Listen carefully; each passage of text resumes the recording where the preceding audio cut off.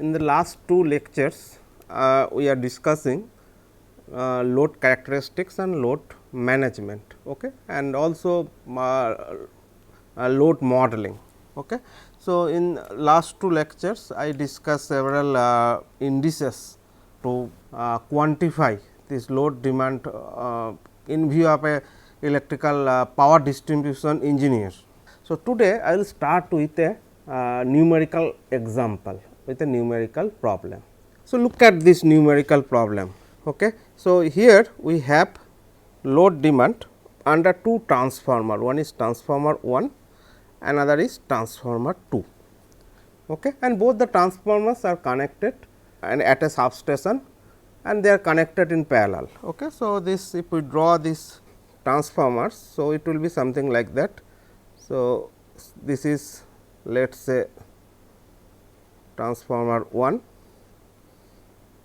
and this is let us say transformer 2. Now, this transformer is connected to 4 numbers of customers like this. This is load 1, load 2, load 3 or load 4. Okay. Similarly, this transformer is also connected to another 4 different sets of load like this. So, load 1, load 2, load 3 and load 4. Okay. So, this is the substation, this is at substation and this is suppose transformer 1. So, I am representing transformer by TR and this is suppose transformer 2, I am representing it by TR 2. Okay. Now, look at this table, this table shows 4 hours 30 minutes load demand data, load demand data for total duration of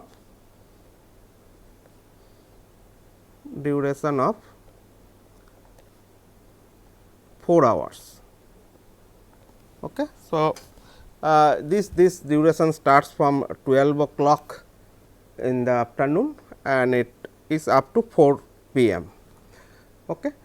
Now, as I said, all these loads, so both the transformers are connected with 4 customers. So, this is customer 1 for transformer 1, this is customer 2, this is customer 3 and this is customer 4 and this column is representing the load demand of individual customers. Okay.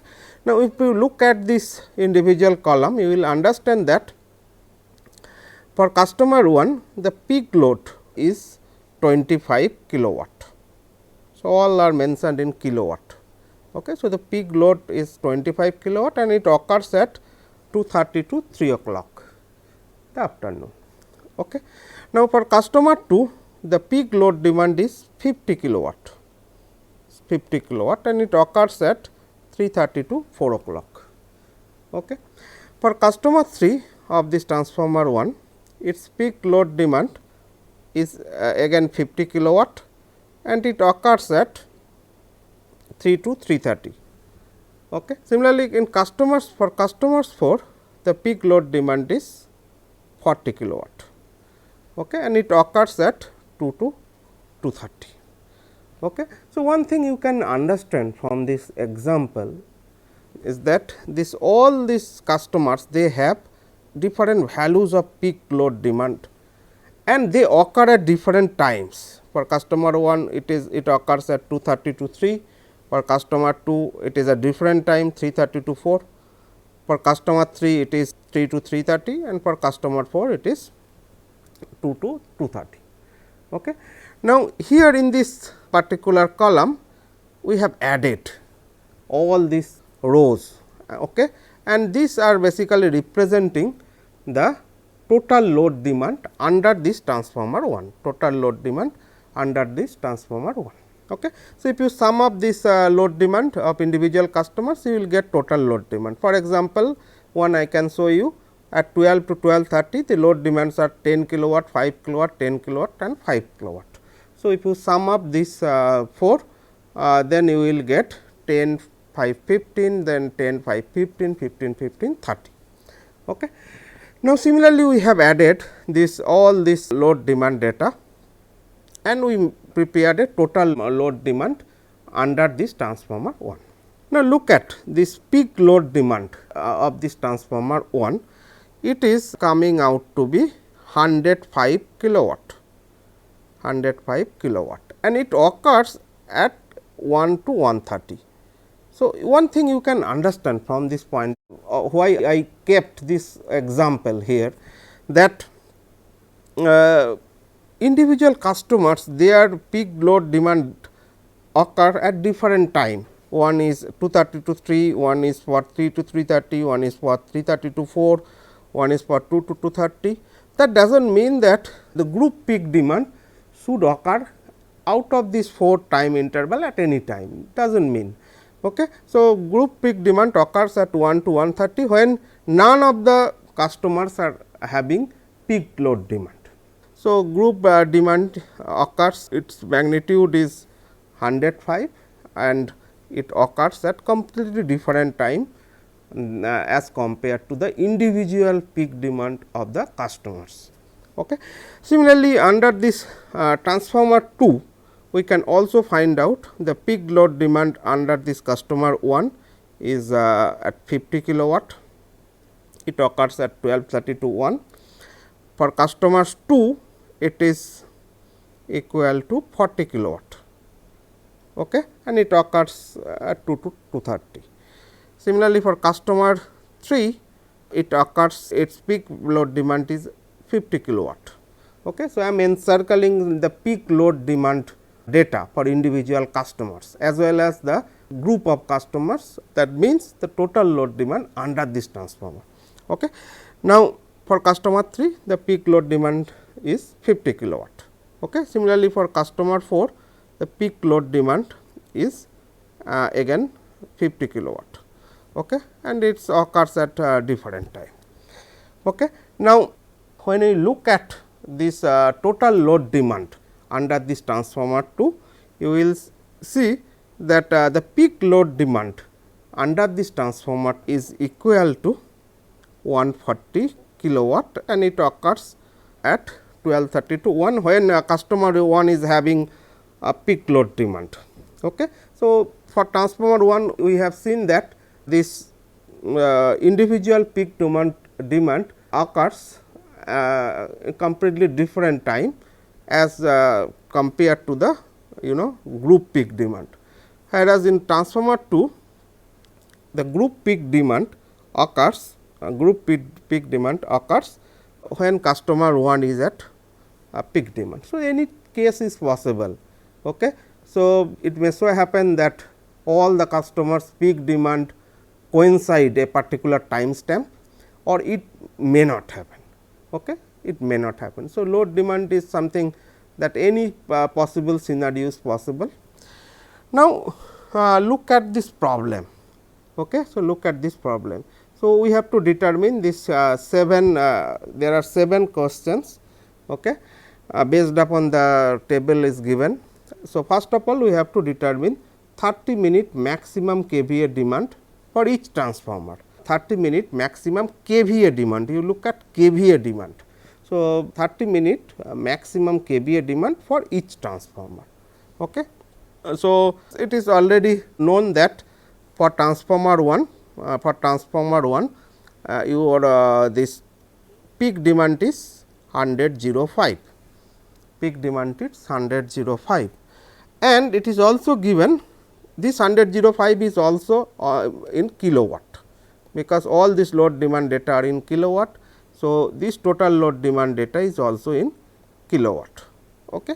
So, because it is nothing but summation of individual load demand, okay, simply arithmetic summation.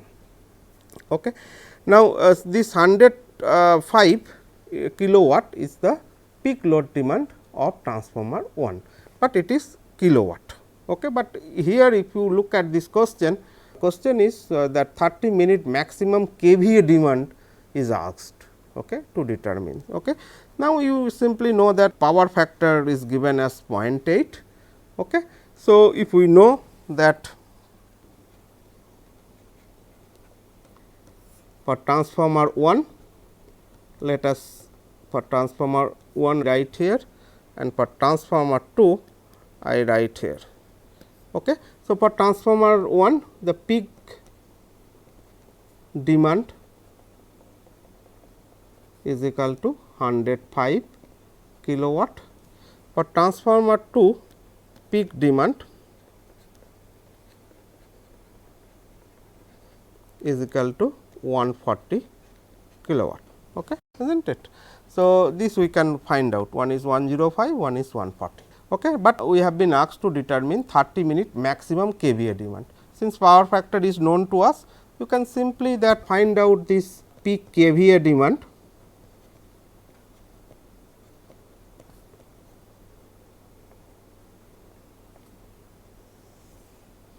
is equal to this 105 divided by 0.8, whatever will come, that will be this peak kVA demand under this transformer 1. Similarly, for transformer 2 peak kVA demand is equal to 140 divided by 0.8, whatever will come, that much kVA. Okay. It is not difficult. Now, look at this second question. Look at this second question. Okay. In second question, non-coincident maximum demand is asked. Non-coincident maximum demand is asked. Okay.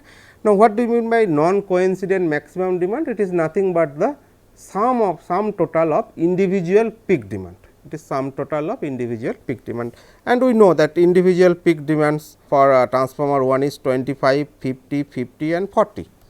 So, for transformer 1 I am writing this here, this non-coincident maximum demand, that is for question number 2, non-coincident maximum demand will be equal to 25 plus 50 plus 50 plus 40 is equal to whatever it will come. So, 25 is the peak demand of customer 1, for 50 is the peak demand of customer 2, and again 50 kilowatt is the peak demand for customer 3, and 40 kilowatt is the peak demand of customer 4. So, if you add all this individual peak demand, then you will get non-coincident maximum demand.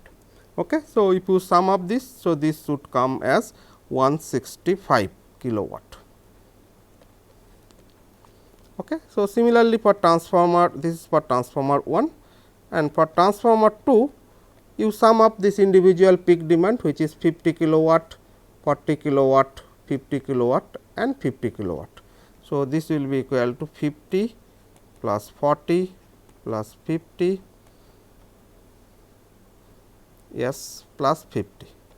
So, this will be equal to 190 kilowatt. So, this non-coincident maximum demand for under transformer 1 is 165 kilowatt, under transformer 2 is 190 kilowatt. This is again very simple to find out. So, when the non-coincident maximum demand is asked, you have to find out individual peak demand of whatever customers connected to that particular group. Okay. So, you find out and then you simply add, simply arithmetically add this. So, it will whatever this value will come, this will represent this non-coincident maximum demand. Okay. Then next is asked as load factor. Next is load factor. Now, how do we find this load factor? You know, load factor is obtained with load factor is nothing but average demand divided by peak demand. Okay. Now, peak demand of individual customers we know, one is 105 kilowatt, another is 140 kilowatt. Okay. So, peak demand we know, but average demand is to be calculated, then you have to take the ratio and that will be you know this load factor. Okay. Now, what is this average demand, how to calculate it? So, you look at this column, you look at this, simple look at these two columns, one is total load demand under transformer 1, another is total load demand under transformer 2. Now, this column represents this 30 minutes average demand of under this one transformer. Okay. Now, if you want to determine this average demand of this under a particular transformer, then you have to multiply this individual load demand with its duration. So, duration is half hour, that is 30 minutes. So, 30 has to be multiplied by half. So, basically if you solve this in Excel, then it would be easier to you to calculate. So, you simply multiply this whole column by a factor of half, that is 0.5, and then whatever you will be getting, that will be the kilowatt hour demand under this transformer 1. Okay. So, you multiply 30 with half, 85 with half, 105 with half, and all these things whatever you will be getting, that will be, if you sum up this whole, then you will get the kilowatt hour demand, and that total duration is from 12 to 4 o'clock. So, that is 4 hours. So, this total kilowatt hour divided by this 4 hour will give you average demand. So, in order to find this load factor, for load factor we need average demand divided by peak demand. So, in order to find this average demand, you find out total kilowatt hour demand divided by 4 hours, that is the total duration, divided by this peak demand. Peak demand for transformer 1 is already given, that is 105. So, you simply put this 105. Okay. So, whatever this will come will give you this load factor, and this answer you can verify with answer given over here. So, one for transformer 1 it is found out as 0.77, for transformer 2 it is found out as 0.72. Okay. So, this is very simple, I repeat it again. So, you simply find out this overall kilowatt hour demand under a particular transformer. How we can do? You find out simply that demand multiplied by its duration, that is half hour. Okay. So, if you multiply 30 kilowatt with half hour, you will get 15 kilowatt hour, that is the energy demand in this particular time stamp. Similarly, you find out for all, by multiplying by half. Then you add, then whatever this summation will come, you multiply it by half to all, and then you whatever this you take the summation of all these things, then whatever this value will come, that will be total kilowatt hour demand under this transformer 1. This total kilowatt hour demand is to be divided by this total duration. Total duration is 4 hour. So, you divide by 4 hour. So, you will get the average demand. This average demand divided by this 105, that is the peak, will give you load factor. Okay. So, this is not difficult. Now, next is diversity factor. How to calculate diversity factor? Okay.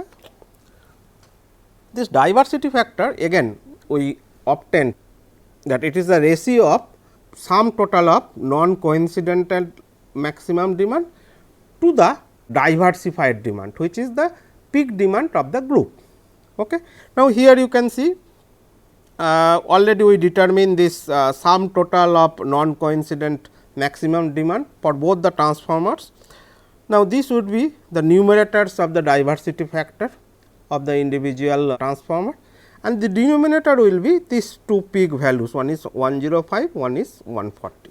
Okay. So, that means this diversity factor DVF for transformer 1 is equal to this 165 kilowatt divided by 105 kilowatt. So, 165 divided by 105. So, definitely this will come at greater than 1. So, already I calculated and it should come at 1.57.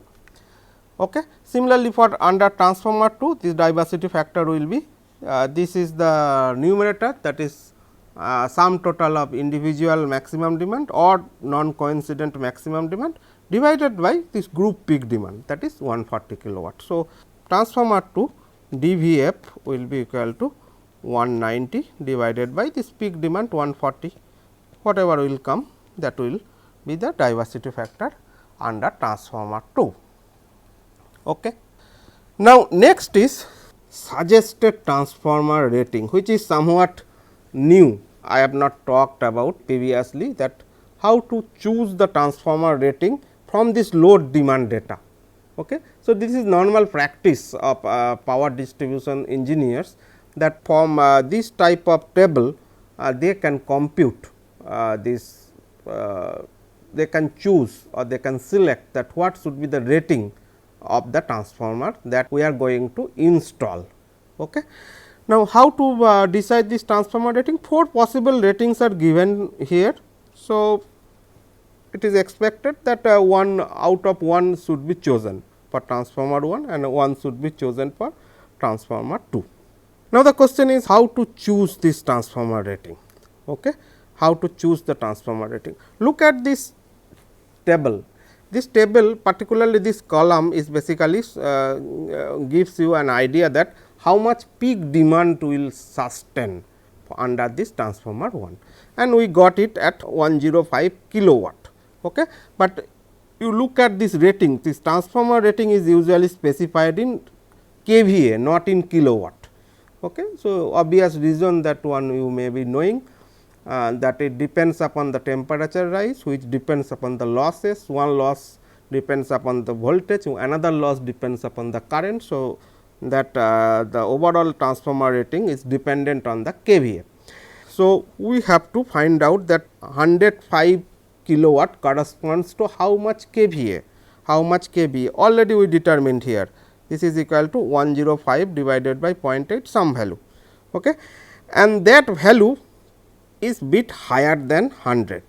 Okay. So, I can choose either 100 or 150 as the transformer rating, and I can choose it 100 also, provided that I know that during peak time the transformer will be overloaded. Okay. All right. So, based upon that 100 is chosen, but obviously one can also choose 150, but 150 would be a costlier option, because as you know, if the transformer's kVA rating is becomes higher and higher, the cost of its installation and its commissioning is also be high, and its cost of the transformer will be also high.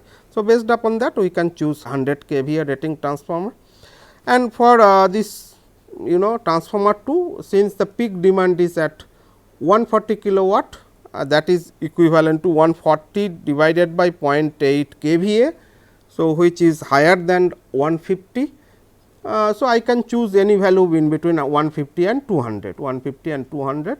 I can choose 150, I can choose 150, provided that again my transformer will be overloaded for some few minutes of time when your peak load sustains. Okay. But of course, one can also choose 200 kVA.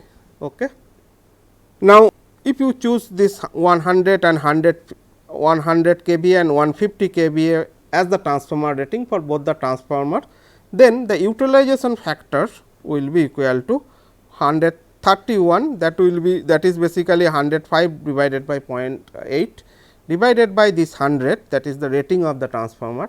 So, its utilization is higher than 1. Okay. Similarly, utilization factor is higher than 1. Similarly, for transformer 2, it will be equal to 140 divided by 0.8 is approximately equal to 175 divided by this transformer rating, that is 150. So, that will be again higher than 1. So, that will be the utilization factor of transformer 2. Now, finally, the last question is determine the energy demand, that is the kilowatt hour demand. Okay. For both the transformers, again already we determine this energy demand while calculating this average load. How we determine this? Simply multiplying by half with this particular column. Similarly, here you multiply it with half for each column, and then sum up. This sum total will give you this this total kilowatt hour demand. Okay. So, if you do it in Excel, so it will be easily calculated within a fraction of second. Okay. So, this is how this problem is all about. We determined all these questions, and it is not very difficult to do all these things, only simple calculations are enough. Okay. Now, next we will go for different other types of indices. One is coincidence factor. Okay. So, already we know that diversity factor. So, which is a measure that how much diversity we have in a group of customers. Similarly, coincidence factor is just a reciprocal of diversity factor. It means that in diversity factor, what was in the numerator? This numerator was sum of the individual non-coincident demand, and the denominator is the diversified demand or group peak demand. Okay. So, here we will be just take the reciprocal of diversity factor in order to find out this coincidence factor. So, diversity and coincidence, as you know, they are reciprocal to each other.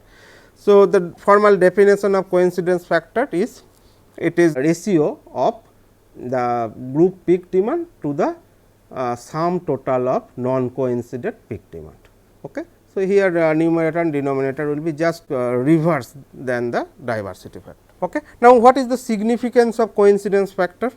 So, coincidence factor is a measure of the simultaneity of peak demands of a group of n customers. Okay. As you know, this diversity factor it is a measure that how much diversity we have among in a particular group or among a group of customers. So, coincidence factor is a measure that how much coincidence we have. Okay. And the peak load in fact, you know, sometimes this peak load of the group or diversified demand of the group can be determined if you know that coincidence factor, if you know the individual peak demand, and if you know the how many numbers of customers we have in that particular group. Okay. So, for a typical values of this coincidence factor, if this number of n is of course number of customers. Okay. And if is n is greater than 100, that means, if we have more than 100 customers in a group, then the typical range for this coincidence factor is within 0.2 to 0.5. Okay. If you take the reciprocal again, you will be getting the range of the diversity factor, typical range of the diversity factor. Okay.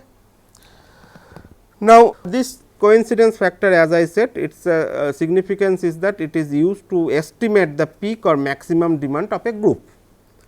It is used for a peak or maximum demand of a group, and here we have an example that, and it is very often used to determine the equipment size. Okay, from this coincidence curve. What is coincidence curve? I will show you in the next slide. Coincidence curve is how this coincidence factor varies with the number of customers in a group increases. Okay. Now, based upon these characteristics, so one can I can show it in the next slide. So, here this axis is basically coincidence factor, it varies from 0 to 1. As you know, diversity factor it is normally greater than 1. So, coincidence factor is normally lesser than 1. So, it varies between any value between 0 to 1. Now, when we have this number of customers increases in a group, this coincidence factor normally reduced to some value, and it becomes constant, even if that you know number of customer increases, this coincidence factor normally becomes constant or it becomes saturated. Okay. And this typical value, as I have shown you, it is around you know 0.2 to 0.5, or it is saturated at 0.2 to 0.3. Okay. Same thing is applicable for diversity factor. If we plot this diversity factor, this is DVF diversity factor, and this is n, that is number of customers in a group. So, if number of customer is 1, so you know diversity factor will be equal to 1, and then this diversity factor increases and it gets saturated at some value. Even if this number of customers is higher, it gets saturated at some value. Similarly, here you can see coincidence factor, if number of customers in the group is 1 is equal to 1, and then it gets reduced, meaning that there is more and more diversity in that particular group, and then it gets saturated at some point. Okay. And that happens to be true, okay, for practical load characteristics. For this coincident peak demand in a group, as we said, we can easily compute this peak demand of the group or diversified of the group if you know that coincidence factor, number of customers, and average individual peak load. So, average individual peak load multiplied by number of customers, it gives you sum total of non coincident demand. So, if you multiply this with your coincidence factor, then it will give you this group peak demand or diversified demand or group peak demand, whatever you can call. Okay. So, a typical example I had given to you, suppose that individual peak demand, average peak demand is 25 kilowatt under a particular transformer which is serving 10 houses. So, number of customer is n is equal to 10. So, n is equal to 10, and the average peak demand of the individual customer is given as 25 kilowatt. So, if we multiply 25 with 10, then you will get whatever this value, that is basically sum total of this non coincident demand. This if you multiply it with this coincidence factor, when the number of customer is equal to 10, that means coincidence factor correspond to number of customer is 10. From this type of characteristics, you can typically find out, suppose this is for customer n is equal to 1, and so for n is equal to 10, this is suppose this value of this coincidence factor, and suppose this value as given as 0.6.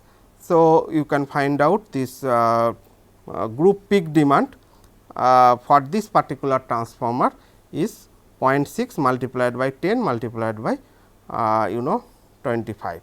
So, this will come as 150 kilowatt. So, 150 kilowatt is the estimated peak load demand of the transformer, and as you have seen my previous example, this peak load demand under a transformer, it is an important factor. Based upon that we can choose the rating of the transformer.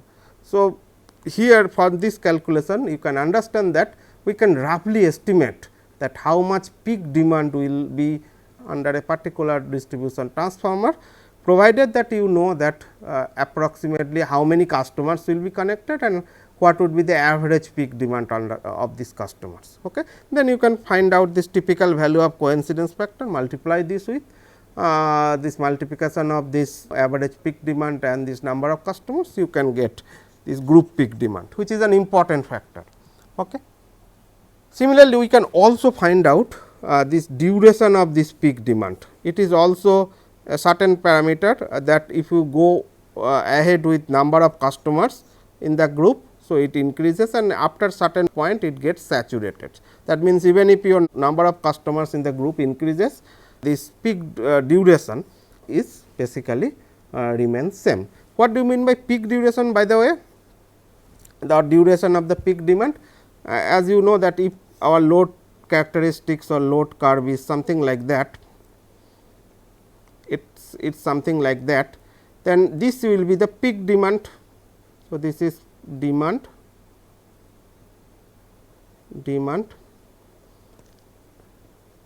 and this is time. Okay. Now, this is the peak demand, this is the peak demand. Now, this peak demand sustains for a certain duration. This duration is called this duration of peak demand, duration of peak demand, and this duration characteristics with respect to number of customers in a group is shown over this slide. Okay. So, it gives you the idea that how not only you know that how much peak demand, which is an important parameter, but also how long it sustains, that is also an important factor. Okay. So, now how long it sustains you can easily find out, or if you know that this type of characteristics, that how many customers if you have in a group, and if you have these characteristics, then you can easily calculate or have a rough idea that how much would be the peak demand, duration of peak demand. Sometimes we call this duration of this peak demand as peak hour, okay, or peak duration hour, Okay. So, it can be 30 minutes, it can be 15 minutes, it can be 45 or whatever, that value you can calculate if you know these characteristics. Okay. Now, next we will be having another factor, which is called contribution factor,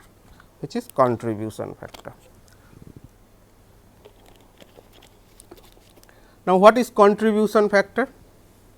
The contribution factor is defined as the contribution of the ith load to the peak or maximum demand of the group.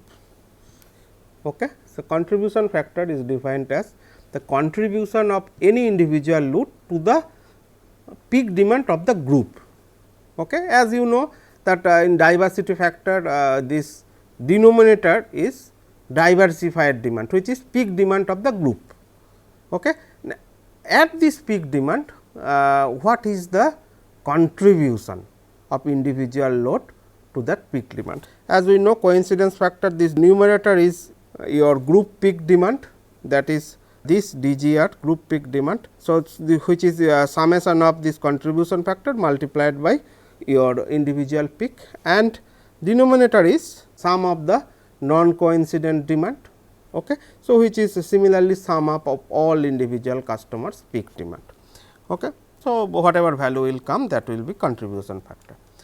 Now, we can find out two cases we can derive. One is when your individual peak demands are equal, then the coincidence factor will be equal to, if this individual d 1 max, d 2 max, they are equal, then this d and that d will be cancelled out, because anyway this denominator is sum total of individual demand, which is summation of d 1 max plus d 2 max, all are same and they are considered to be capital D, and if we have n number of such customers. So, total demand will be equal to n multiplied by capital D. So, this d and this d will be cancelled out. So, coincidence factor will come as this summation of the contribution factor divided by n.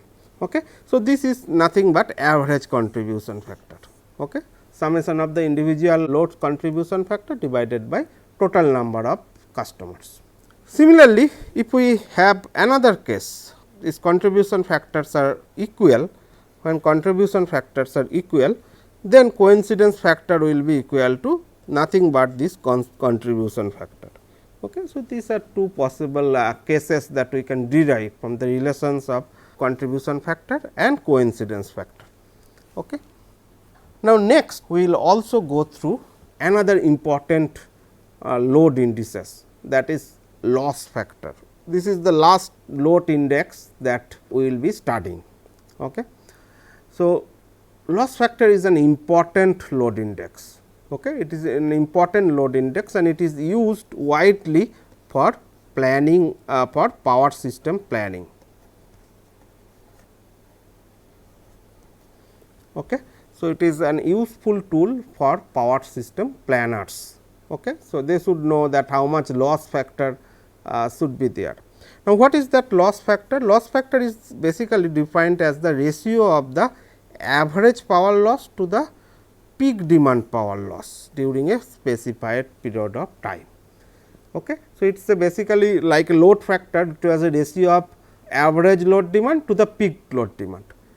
Similarly, loss factor is defined as the ratio of average power loss to the power loss corresponding to the peak demand. Now, as I said, it is an important factor and we will be also using this in distribution system planning. Why it is important? I will come to that. Now, why it is particularly, let us understood first. Okay. Now, in order to find out this loss factor, we need to have idea of the load curve. Okay. So, suppose this is my load curve. So, this is our load demand and this is the time, okay, and typical load curve you can see like this. Okay. That means, at each interval of time this that much of load demand we have. Okay. Now, for determination of loss factor, sometimes some people say it load loss factor, in some book you can find out. So, what we need to do, corresponding to each load demand we need to find out there the power loss. Okay. So, corresponding to each load demand we need to find out the power loss.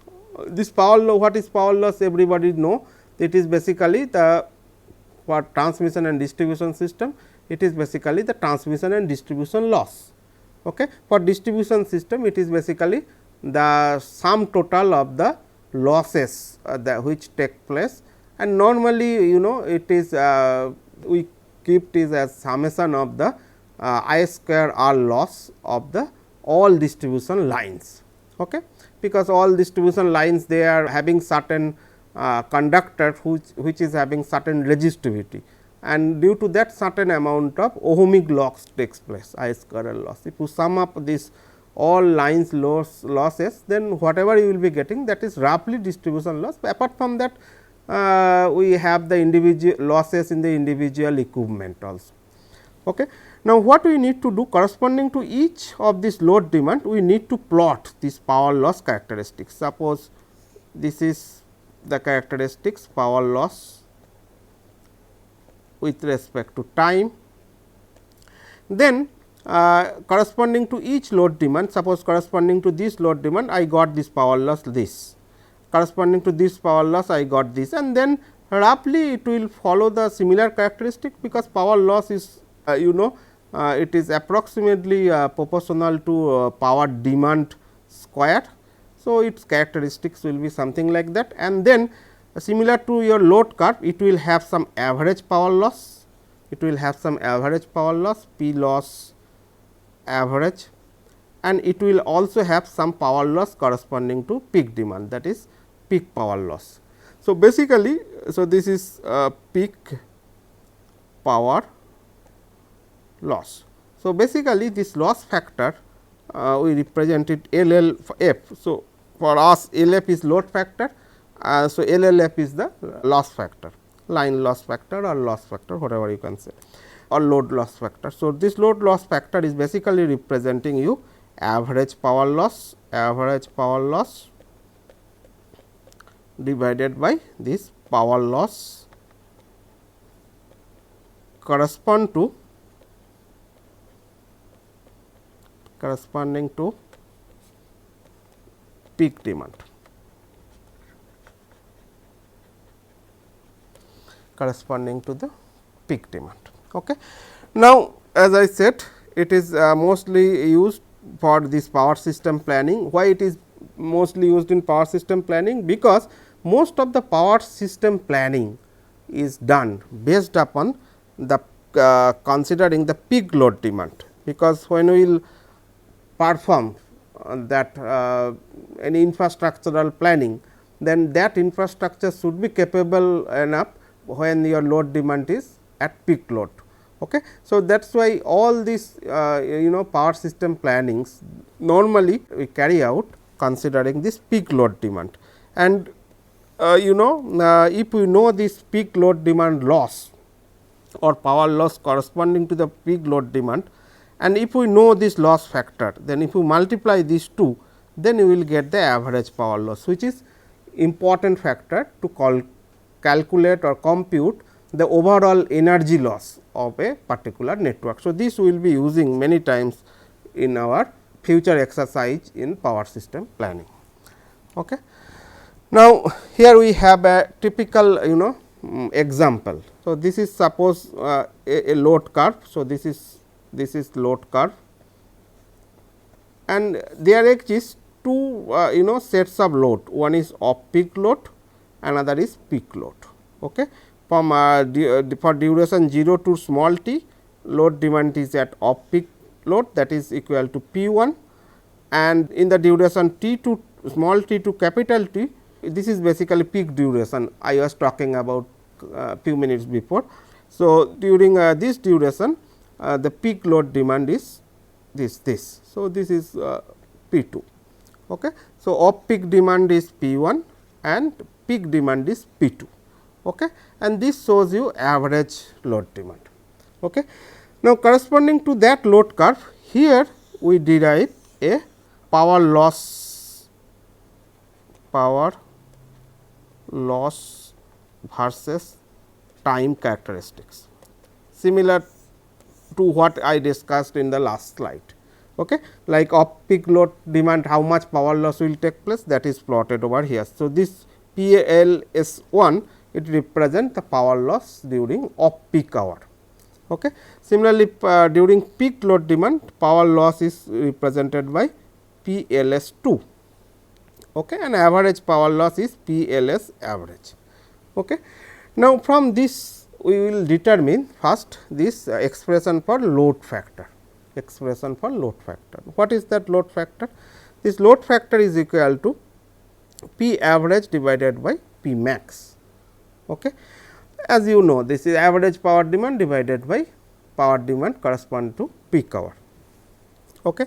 Now, what is average power demand? Average power demand you can find out easily simply multiplying that this individual power demand with this duration divided by the total duration. So, P 1 sustains for 0 to t time and P 2 sustains for t minus t times. Okay.